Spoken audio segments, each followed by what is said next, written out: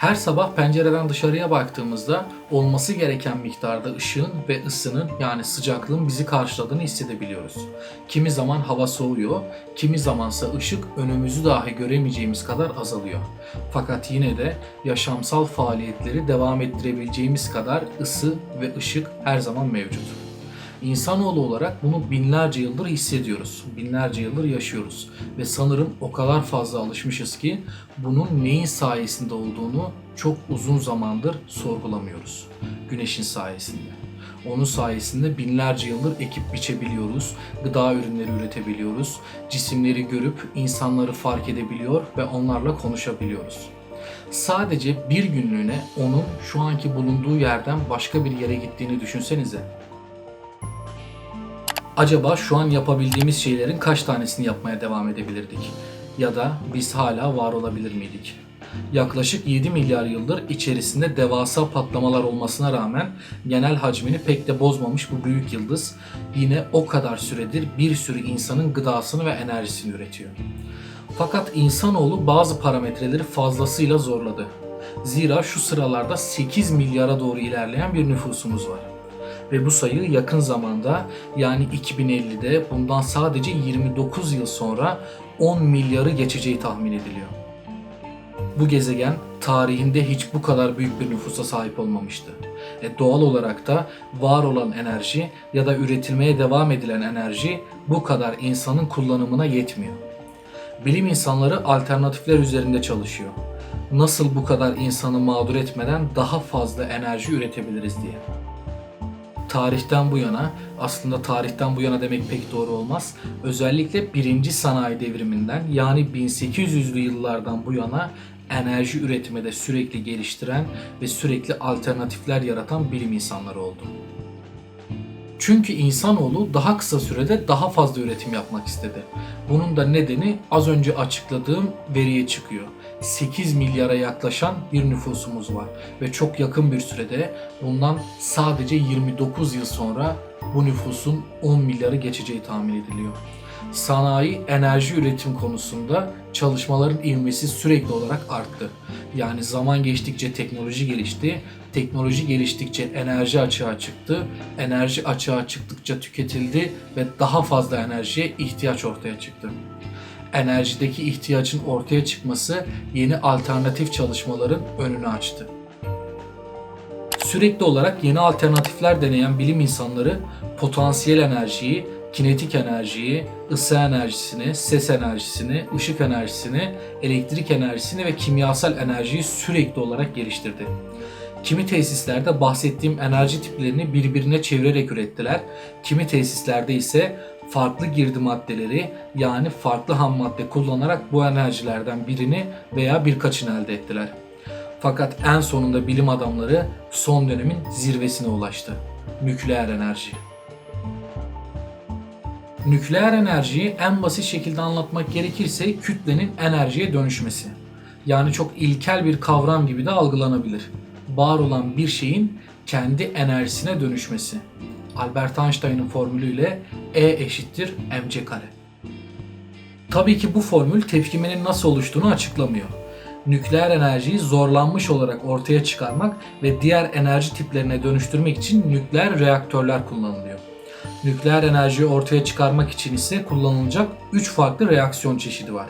Bunlar füzyon, fisyon ve yarılanma. Yarılanma çekirdeğin parçalanarak daha kararlı hale gelmesi. Fisyon ise atom çekirdeğinin zorlanmış olarak parçalanması. Ve füzyon, atomik parçacıkların birleşme reaksiyonu.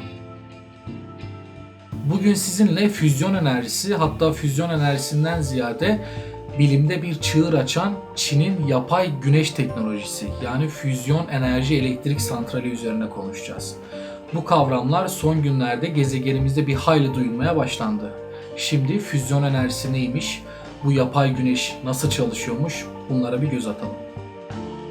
Çin geçtiğimiz günlerde bir enerji reaktörü geliştirdi.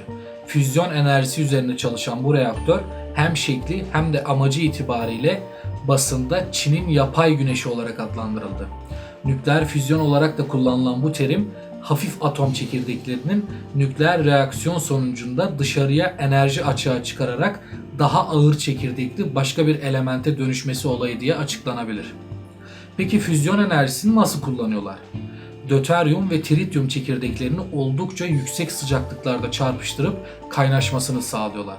Ve sonra bu çekirdekler birbirinden ayrılırken bir nötron ve bir helyum çekirdeğine dönüşüyor. Bu dönüşüm esnasında da net bir şekilde enerji elde ediliyor. Füzyon, atomik parçaların birleşme reaksiyonu demiştik. İşte bu yüzden nükleer füzyon enerjisi burada bu şekilde oluşturuluyor. Çin'in yapay güneşi, güneşin kendi içerisinde gerçekte var olan reaksiyonlarla birebir aynı çalışan bir nükleer enerji santrali aslında. Çinli bilim adamları bu santral üzerinde çalışmalara ve operasyonlara çok yakın bir zamanda başlıyor. Ve eğer başarılı olurlarsa ucuz, temiz ve sınırsız bir şekilde füzyon enerjisi elde edebilecekler. Cihazın adı HL2M Tokamak. Bir Çin ulusal nükleer şirketi yetkilisi Mart 2018'de inşaatın yıl sonuna kadar tamamlanacağını duyurmuştu. Fakat açıklanmayan bazı nedenlerden dolayı bu tesis geçen hafta yani 2020'nin Aralık ayında tamamlanabildi.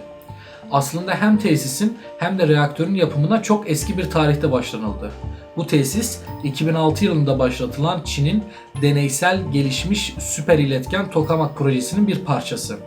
Haziran 2019'da tesis için bobin sistemi kuruldu ve o zamandan beri işler sorunsuz bir şekilde işledi.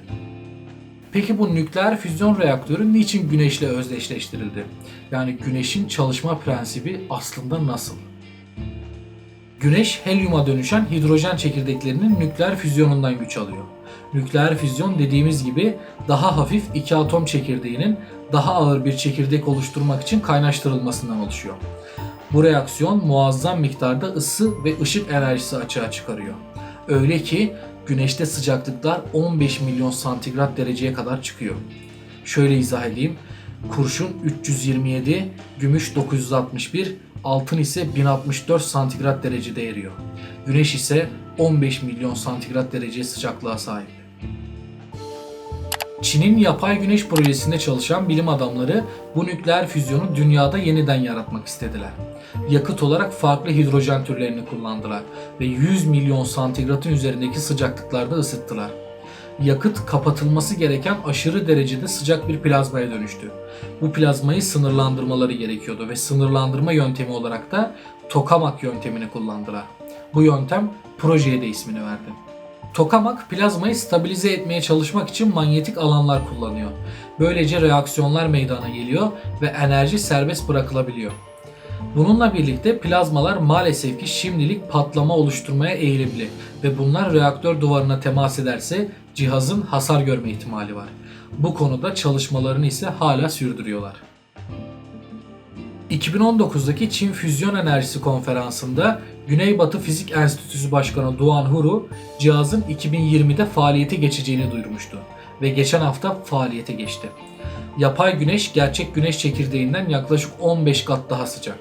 Güneş 13 milyon santigrat dereceyken bu HL2M nükleer füzyon enerji santrali tam kapasiteyle çalıştığı anlarda 200 milyon santigrat dereceyi aşacak. Güneşin çekirdeğinden kat be kat daha sıcak olacak. Peki bütün bunlar ne için? Yani bilim adamları niçin bu yapı taşlarını, küçücük atomları didik didik ediyorlar? İki tane atomu birleştiriyorlar, çarpıştırıyorlar ya da içerisindeki enerjiyi parçalayarak açığa çıkarmaya çalışıyorlar. Nüfusu şu anda 8 milyar olan ve hızla artan bu insanoğlunun enerji ihtiyacı başka bir şekilde karşılanamaz mı? Çok büyük işler, çok büyük tehditler getiriyor. Bu tehditlerden korkmadığınız ama bu tehditleri de unutmayıp bilim yolunda harcadığınız çok güzel günler dilerim. Bu arada bu tarz videoların devamının gelmesi için videoyu beğenip kanala abone olup bildirimleri açmayı lütfen unutmayın.